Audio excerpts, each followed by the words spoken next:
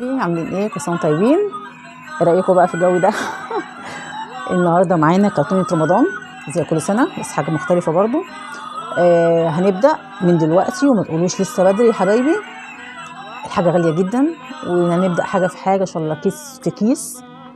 عشان الغلا ده فهنبدا بحاجه حاجه، هقول لك كذا طريقه تقدري توفري منها، سواء نقط عيش تومين بس. طيب. يلا بس بينا من هقول اول لكم فيديو خلي بالك. هنبداها ازاي وهنشيل ايه وتقدري ايه اللي تشيليه، سواء من نقط العيش، من التومين.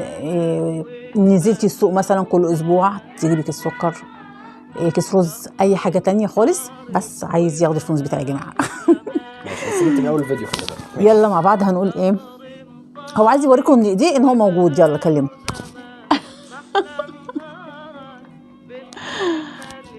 هاي سلم بقى عليه.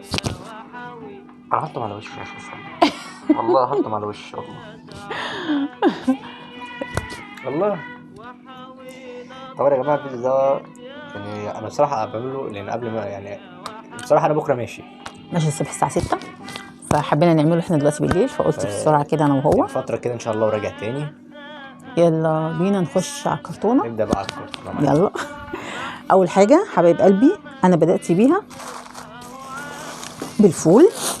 ده الفول يا حبايب قلبي. انا بجيب كيلو وربع، كيلو ونص على حسب. الكيلو ب 22، فانا ليا كل شهر بجيب كيلو وربع، كيلو ونص، فانا ده هيبقى ثابت معايا ان انا هجيبه.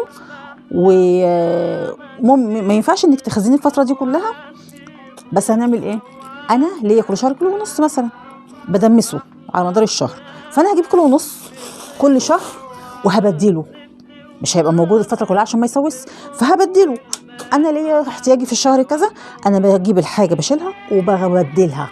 في حاجات انت ممكن ما تبدلهاش زي المكرونات، الحاجات ديت كويسه وامان، ما فيش مشكله منها. والسكر برضو، يعني انا جبت كيلو ونص ركنته وشيلته، انا جبته الشهر اللي فات، فجيت الشهر ده انا جبت واحد جديد، فرحت مبدله، خدت ده وحطيت ده من ده.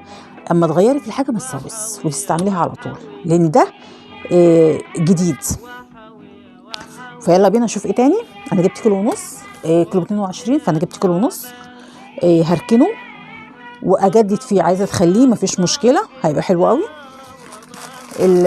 السكر انا وانا بجيب التومين باخد زي ما انا عايزه، اي زياده ففي التومين ب 10 ونص، فانا زودت الشهر اللي فات كيس والشهر ده كيس، دول كيسين ب 21. خلي بالك من اللي قاعد ده بقاله ساعه.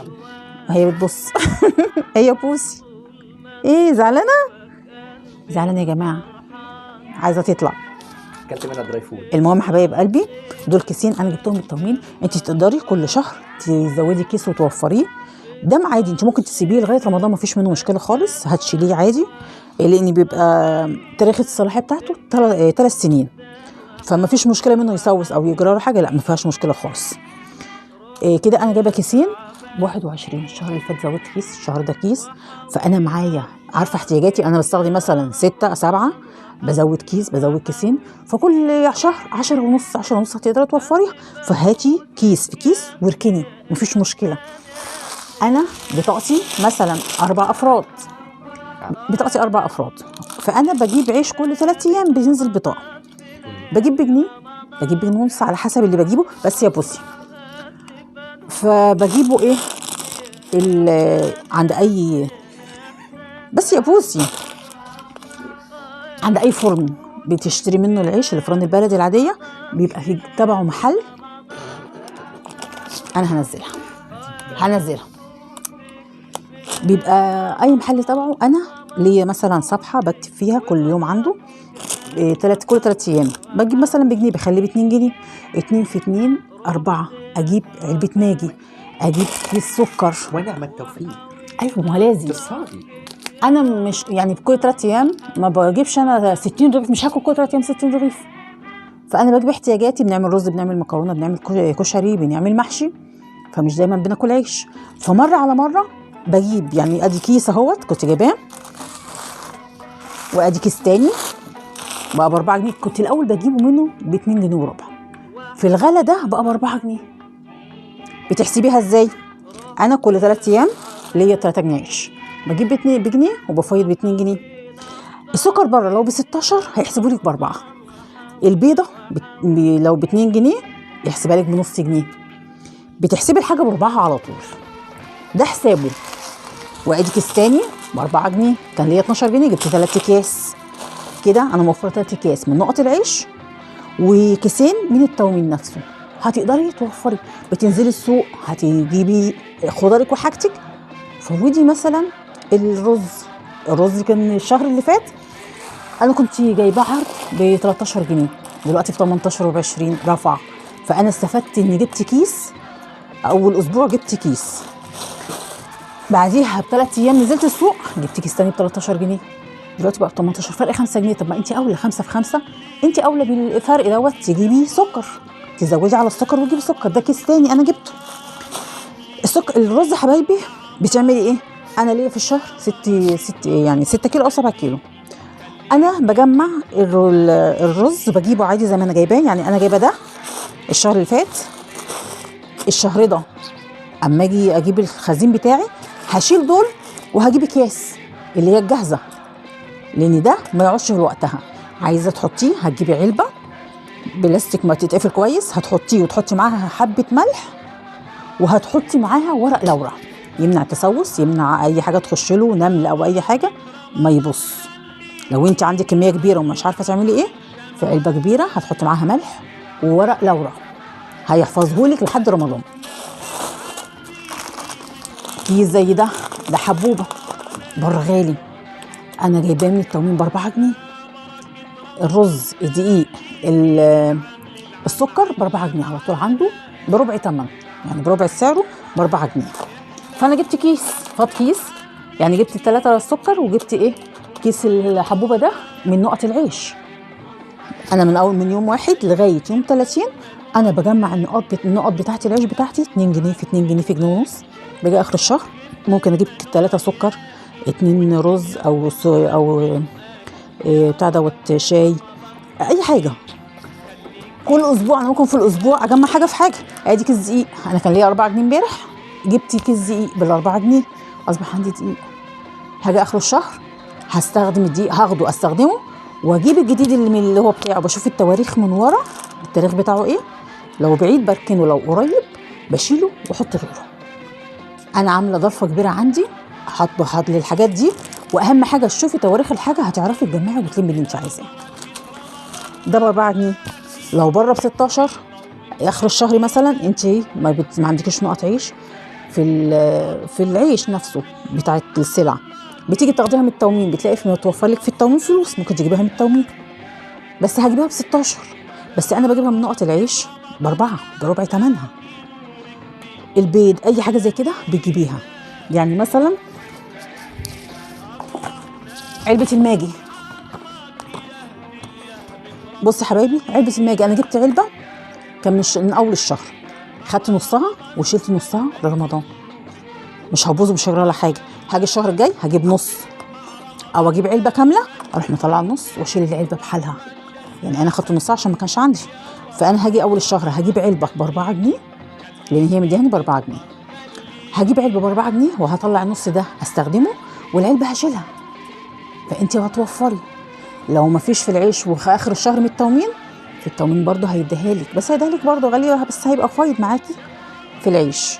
من العيش يعني انت لو ما بتجيبيش او ما عندكيش السلع زي ما بنجيبها. وادي حبايب قلبي كده الماجي هنشيلها. المكرونات انا بجيبها من نقط العيش او من السلع من بره زي ما انت عايزه.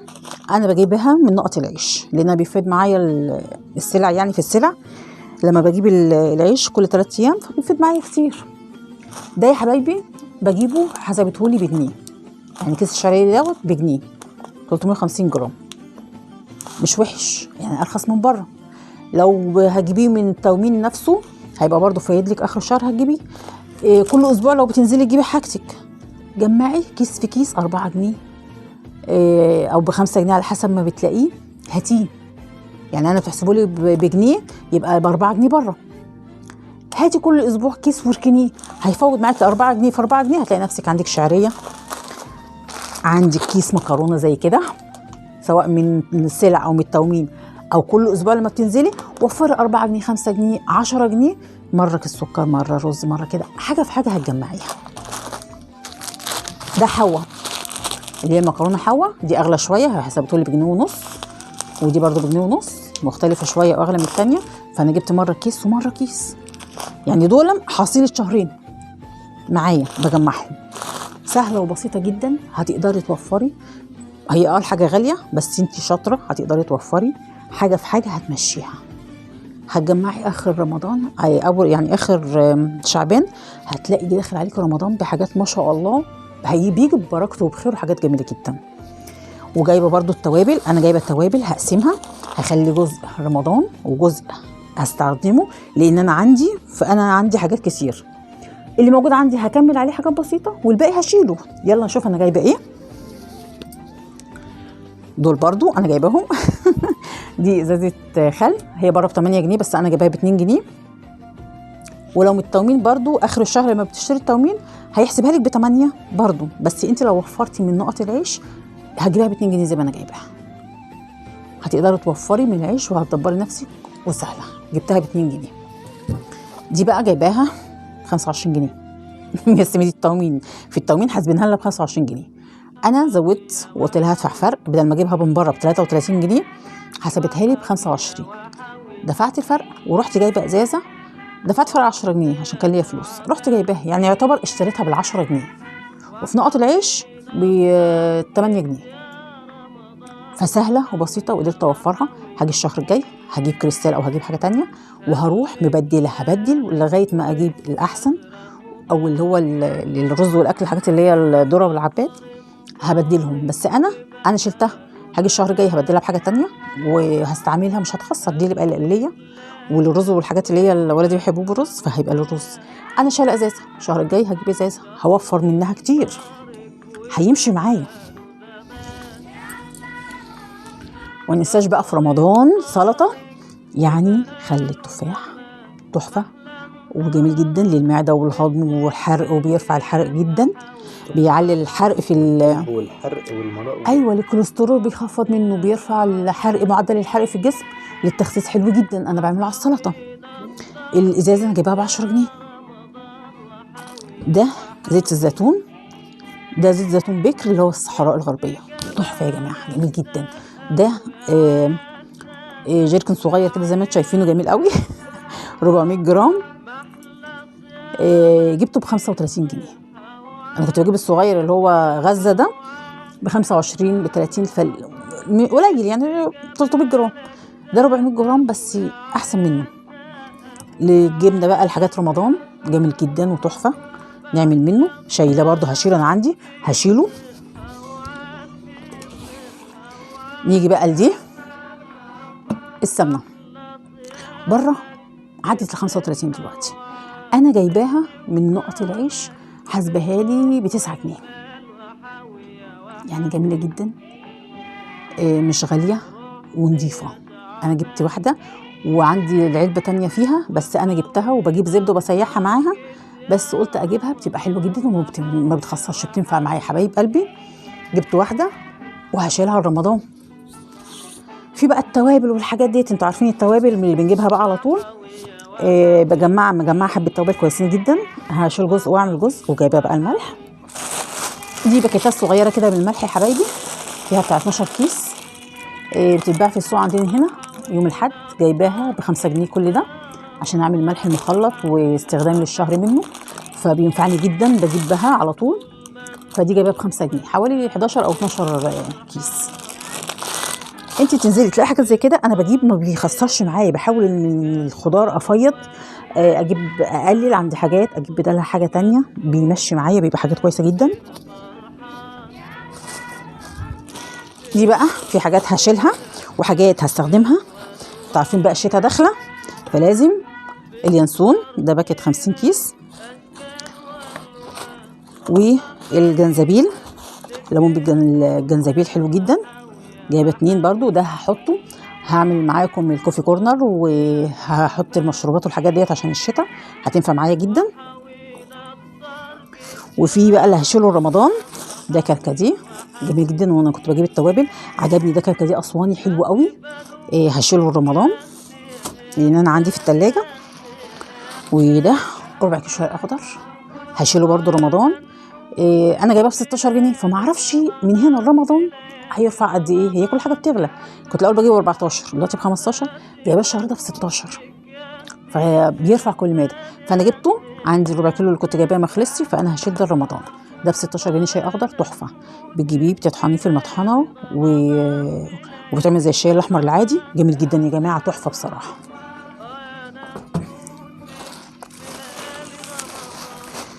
وده بقى بديل السكر، عشبة الاستيفيا. بعمل منها الشاي الاخضر والمشروبات السخنه، طبيعي وحلو جدا عن السكر الابيض. اللي عنده سكر، اللي بيعمل دايت، اللي حابب يبقى خفيف كده، بيعمل من ده. باخد معلقه بالليل انقعها في كوبايه ميه، وتاني يوم بكون بقى نزلت السكر كله بتاعها، بصفيها، باخد منها بقى زي ما انا عايزه للمشروبات، لاي حاجه اللي هي بتبقى مسكره جدا. فباخد يعني من المج حاجات بسيطه، اكمل بميه من الحنفيه واعمل اي مشروبات انا عايزاها. ده كاكاو الاسباني جميل جدا، ده بستخدمه للمشروبات وللكيك والحاجه، تحفه احسن من المصري بكتير. ده كنت جايباه ب 15 جنيه، وده كنت جايباه ب 10 جنيه برضو. ده هستعمله، هشيل من ودوت هشيله برضو، يعني في حاجات هشيلها وحاجات هخليها لان انا عندي موجود جوه. وفي بقى التوابل،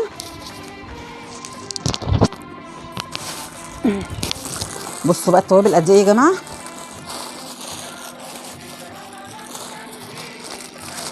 افتحها معاكم. بصي الحاجات ديت انا بقالي شهرين بجمع فيها، فمن التومين، من نقط العيش، بصوا دي التوابل انا عامله بيها فيديو لما جبتها مشتريات. هشيل منها لرمضان وهستعمل منها. بصوا اللي احنا بنجيبها مع بعض، زر الورد والكباب الصيني والحبهان، بصوا. وديت الكزبره بجيب ب5 جنيه، ب5 وب5. بشيل كيس واستعمل كيس، ما بيخسرش معايا وما بيسوس. احنا داخلين على الشتاء، ممكن تحطيه في التلاجة لو انت خايفه على الحاجات دي، بعد كده بتطلعيها بتحمصيها وتستخدميها عادي. وده انا جايبه ربع كيلو، فربع كيلو كتير عليا، هقسمه، هحط نص رمضان ونص هستعمله واعمل منه التوابل. والملح المخلط، القرفه العيدان عشان المشروبات، انا بحب العيدان جدا. وجايبه برضو مطحون، الكركم، وده حب الرشاد، ودي القرفه جامده دي القرفه. بصوا الحاجات دي في حاجات ب5، في حاجات ب10، مش كله. بصوا ودي الشطه، يعني دي ب5 جنيه، بصوا قد ايه.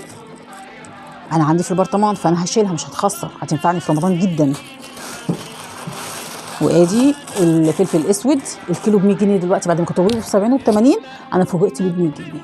جبت ربع كيلو، والكمون برضو ب100 جنيه، جبت ربع، فانا هستخدم جزء وهخلي جزء منه، مش هيخسر.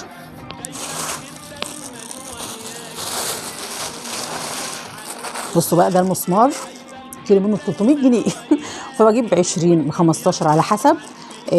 احنا بنحبه مع الشاي، بيبقى حلو جدا مع الشاي، جميل جدا. اللي هو المسمار او القرنفل، جميل جدا وحلو قوي، بستعمله في حاجات كتير بس بنحبه اكتر في الشاي. ودي برضو للمشروبات الحلبة، جميلة قوي. وده السماق، بيتحط على السلطة، جميل جدا، بيدي طعم حلو قوي ومزازة كده للسلطة. وزر ورد اهوت، بصوا. ودي حبايب قلبي بس انا خدت منها حبة، وده اللي هشيله. دوت البابريكا، جميل جدا، طعمه حلو. وده اللي عندي من الاول، فانا هاخد جزء من اللي انا شايلاه مع ده هستعمله، وهشيل حبه كتار جدا لرمضان هينفعني، لان الحاجه كل ما ده بتغلى. دي اسمها مستكه ايراني، بصوا مستكه ايراني، العلبه ب20 جنيه، فانا بجيبها، جميله جدا على الحاجه في رمضان، تحفه. وديت حبه البركه معلش انا لخبطت. دوت بص الطيب، انا بجيب ال3 بس ما بطحنهاش مع حاجه، انا بخليها وجايبه لها مبشره صغيره كده ببشر بيها، جميله جدا. بجيب ال3 ب5 جنيه. ودوت الكباب الصيني، يعني الاول انا كنت بجيب ب10 جنيه او ب5 جنيه قد ده مرتين 3. دلوقتي بصوا جوز قد ايه، حبه صغيرين جدا. انا كنت بجيبه واقسمه، ده ما فيهوش قسم، ده هشيله. فحاجات حاجه في حاجه. بصوا انا جمعت حاجات قد ايه، كل دي حاجات انا مجمعاها حاجه في حاجه، كل اسبوع كل شهر كل ما انزل مثلا حاجه في حاجه بجيبها. يعني ديت انا بنزل كل شهر بجيب مثلا التوابل، فبجيب اقل من ده. انا زودت عشان هشيل رمضان جبل الحلال. وهستعمل. حبيت اوريهم. بصي تنزلي كل اسبوع دبقي ب5 جنيه كزبره شيليها، ب5 جنيه كمون فلفل، على قد ما تقدري هاتي وشيلي. ازازه خل مش هتخسر، زيت، اي حاجه. لا عارفه لو جبتي كيس ملح هتيجي هتزني هتلاقيه مش هيخسر معاكي. انت بتوفري حاجه هتلاقيها بعد كده في الغلا، هتلاقي نفسك وفرتي كتير جدا جدا. يعني انا لسه جايبه الحاجات دي، انا لسه جايب حاجات كتير جدا. يعني توابل هشيل منها، الحاجات دي انا هشيلها برضو. لسه في حاجات كتير هجيبها برضو، هجيب سمنه، هجيب زيت كتير، خل تاني. بس انا ببدا حاجه في حاجه على قد امكانياتي، حاجه في حاجه بدبقها، يا اما من نقط العيش، يا اما من التومين، يا اما لو انا بنزل كل اسبوع مثلا السوق بجمع حاجه في حاجه. هتقدري توفري، لو 5 جنيه وفرتيها هجيبي بيها حاجه. جربي واعملي الطريقه دي، انا بقالي سنين ماشيه بيها. والله والله يا جماعه انا باجي بعد رمضان بلاقي كميات وعندي حاجات ما شاء الله كتير، ما بحتاجش ان اشتري. انا بعد فتره حاجتي كلها موجوده، بوفر. يعني السنه اللي فاتت انا على حاجتي دي اللي انا وفرته من الحاجات دي جبت منه يومش رمضان، واللي جبت منه يومش رمضان انا بجيب حاجه في حاجه. لما جيت العيد انا كنت جايبه قبل رمضان، انا كنت جايبه هدوم العيد. يعني انا ما شاء الله الحاجات دي بتوفر معايا جامد جدا. ببدل حاجه في حاجه، يعني الحاجات دي بجيبها بفلوسها. بجيب مثلا حاجه اليميش، بجيب حاجه اليميش حاجه في حاجه، بوفر منها، بجيب هدوم العيد، كحك وبسكوت العيد. هتوفري وهتقدري تدبري. يا رب يكون الفيديو عجبكم يا حبايب قلبي، وطولنا عليكم معلش. كل سنه وانتم طيبين. واهم حاجه يا جماعه ما تنسوش الاشتراك بالفيديو واللايك والضيفه الرخمه دي لو عايزينها قولوا لنا نطلعها معانا ولا نحبسها ونقفل عليها البوكس، عشان هي مضايقانا بصراحه. هي بنت طيبه بس شقيه قوي وبتجري في الشقه. يعني هذا ده انا عايز اقول لكم حاجه. حرام عليك، شايفين يا جماعه عامله ازاي؟ انا مش فاهم يعني، مش كل سنه طيبين. ماما مش حباها ليه؟ بحبها جدا اكتر مني انا على فكره، بس شقيه قوي يا جماعه، شقيه جدا اكتر مني انا شخصيا. يلا كل سنه طيبين حبايب قلبي. متنسوش اللايك والشير والاشتراك، تعليقاتكم جميله. كل سنه طيبين. واهم حاجه يا جماعه ما تنسوش يا جماعه الفيديو الجاي هنشوف حاجات كتيره واحسن من الاول كمان، وكل سنه حاجات جامده، وكل سنه حاجه احسن من اللي قبليها. يلا سلام عليكم حبايب قلبي، كل سنه نشوفكم في فيديو طيبين، جديد. سلام.